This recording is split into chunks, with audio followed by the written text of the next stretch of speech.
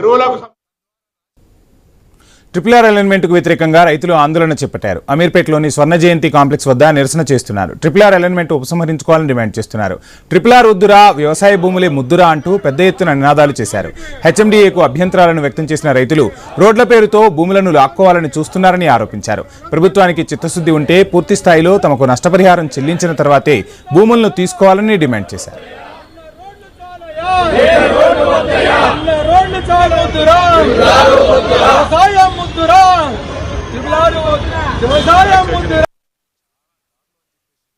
మ్యాప్లు ఉన్నాయి.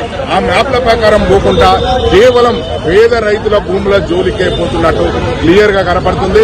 కాబట్టి రైతుకు బహిరంగంగా మార్కెట్ల ఎంత ధర ఉంటుందో ఆ ధరను కట్టియాలి, లేకపోతే భూమికి బదులు భూమి అన్న ఇచ్చేటట్టు ఈ ప్రభుత్వం ఉండాలి.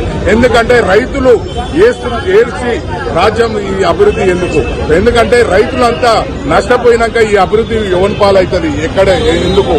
కాబట్టి ప్రభుత్వం కూడా ఆలోచించి రైతేసిన రాజ్యం కాకుండా రైతు మేలు కోరే ఈ రాజ్యంగా ఉండాలని ముఖ్యమంత్రి గారు రేవంత్ రెడ్డి గారిని కోరుతున్నాం. వివాహిత మహిళను